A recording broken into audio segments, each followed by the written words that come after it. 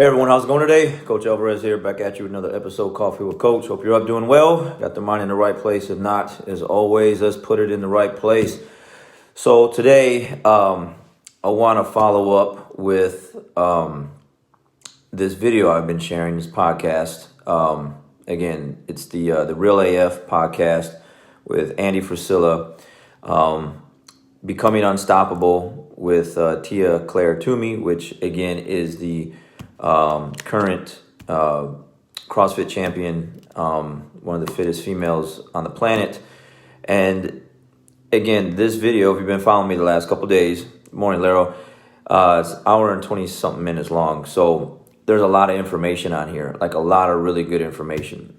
So again, to me, it's about stories, like, you know, where'd you start off at and what'd you go through to get to where you're at. And with any high-level athlete, you know, they have to be going through something. You know, no one just wakes up and, you know, you're kind of like the Keanu Reeves in Matrix, and you put on a helmet and you just kind of know things, and you don't have to go through any ups and downs. You have to go through a process to get you to where you're at. And so I'm intrigued by the process, by what the kind of things people go through, because again, what people post these days and with social media and Instagram, you know, it just looks like they're always happy, they're always winning, they're always doing good, but that's obviously not the case. You know, they've gone through something to get to that happy place or wherever they're at. So anyways, she's talking, this follows up from yesterday with being happy with second place. Okay. And if you missed yesterday's episode, I was talking about when you try to go and compete for the first time at something at a high level, you know, a lot of the times you're just happy to be out there competing. Okay, you're just happy to just kind of be in that arena with the other athletes that you look up to, and a lot of the times you're just kind of starstruck. You're kind of overwhelmed with all the things that are around you, and you're not really focused on the actual winning part. To take it all, you're kind of more focused on just, you know, being out there alongside of everyone. Okay, so in 2015, Tia Claire Toomey, she went out and did the first CrossFit Games, and she took second. Completely surprised herself, didn't expect it.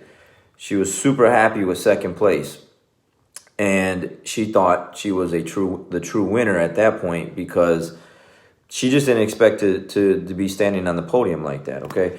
So the next year was different, meaning instead of just going out there competing, she was going out there to win. And then she came up short, she lost, and then the following year, her why changed, things, were different, and she ended up winning. So in this interview, they're talking about different ways to, to get you to wherever you need to get to, which is, and she says, well, you gotta find different channels to find your why. And the guy interrupted her. He's like, well, hold on a second. What do you mean by that? What do you mean by different channels?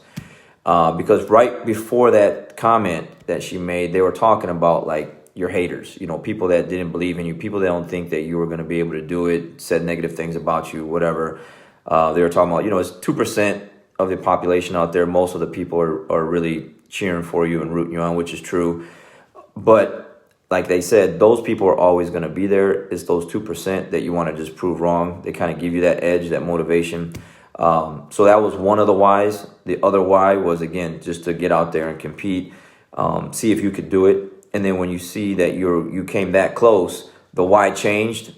So you have to change your thought process, evolve, adapt, and adjust to all these things. And this stuff is exactly the other stuff that I've been reading and talking about. So it's all the same. It's just a different person saying it in a different way they've gone through that process to get there. So each year, your why has to change is basically what she's saying. She's saying if she was to approach each year as the 2015 Tia Claire, then she would always have second place. And that's a powerful thing, because if we are not evolving and changing and adapting and adjusting all the time, then we're going to be the same as we were last year, the year before that.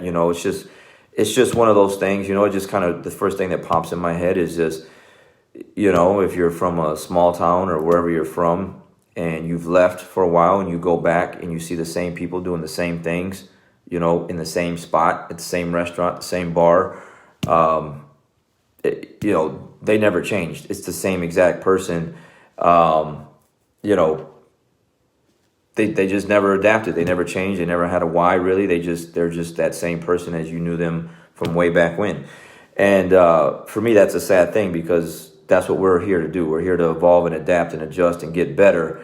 And it brings me up to a conversation yesterday with my students last night, where there's some people that because last week, if you weren't in this area, where depending on where you were at,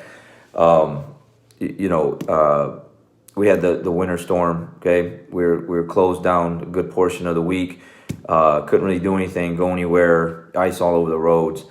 So a lot of people were really inactive, but that didn't give anyone, or shouldn't have gave anyone, an excuse to just have a free card to just eat unhealthy and not do anything and just eat bad on top of that. So coming into this week, when everyone is coming back, the mats were packed. There's like 50 some students last night, 50 some students in class the night before. I mean, the classes are full. People were ready to get back to the routine, but there was quite a few individuals that are huffing and puffing, just 1 week. Okay, just 1 week. Some people are like mutants, man. They really are. Like, it doesn't affect them. Like, you can drink Cokes, eat French fries, bad foods, and still have 6-pack, 8-pack, 12-pack abs, man. Like, it's just, some people have just great genetics. It doesn't affect them. They can, eventually that'll catch up to them. But for the most of us, the average people, the average individual, like myself and everyone else out there, 1 week of no running, no working out, no jujitsu, and eating bad is a formula for just disaster coming back to the mats. And that's what we had the last couple of days. So I brought that up last night. Like, man, what were you doing last week? Why did you let that happen? Like, your why obviously wasn't, those individuals, their why wasn't strong enough to say, you know what, yeah, we're shut down, we're closed, there's ice, whatever. I'm just going to go ahead and eat the ice cream, eat whatever. You just eat bad, be lazy for the week. And now, they're paying for it coming back in. They're suffering. Just 1 week, okay? And some individuals, like I said, man, they can take a whole month off, come in and just whip everyone's butt on the mat like they never missed. That's very rare individuals. So you got to keep in mind all the time of your why, which should always be to improve, to adapt. And you got to find, like she said, different channels, different whys, different things to keep pushing you to go forward. It could be your family. It could be a family member. It could be, a goal you set for. It could be what they were talking about, like I said, a hater or haters, plenty of them. You gotta continue to find something differently all the time to push you, to make you evolve and change and get better. So if it's always the same thing, it'll just always be the same thing. And I love that, because that's exactly the way I think. It's one of those things where I get guys all the time from certain individuals, like, why do you always have to be doing something? Like, why are you about me? Why do I have to always be busy? Okay. Why is because I don't like sitting still. I don't like being stagnant. I don't like being just like, there's so many things to learn. There's so many things, not just jiu-jitsu, but just life in general, just anything. Like I'm just intrigued by like how much information is out there, and there's different ways to just get better at certain things that I want to get better at, or just me as a person. And that's why I read what I read, or I listen to what I listen to. I'm sharing the things that I'm sharing so that this stuff can get put out there and maybe spark someone else to kind of start doing the same thing, because that's what you should be doing if you're not doing that already. Okay. If you are, great, keep it up. But if not, man, you gotta find different whys, different ways and reasons to adapt, get better, improve, and make everything around you better. Like I said last night to my team, You know, I asked my team last night, again, there's 50 some students on the mat, you know, what's the goal here? What are we doing? You know, besides jiu-jitsu, what are we doing? And one of my students, Luis, was like, you know, be a champion. And that is exactly right. Like being a champion on and off the mat, always being the best version of ourselves. A lot of us are doing that, and a lot of us are not doing that. But if you're listening to the right things and these things catch your ear, man, you should start to change that mindset. Like, yeah, man, why am I accepting the things that I'm accepting? Why am I still here in this position? Why am I still doing the same old thing where I am not improving and I should be improving? Like, I'm better than this. And it's kind of the thing where I got into, it might have been Saturday when I was talking about where Tia Claire Toomey was talking about she wasn't happy with herself, like just going to college. There was just no stimulation there, no motivation there.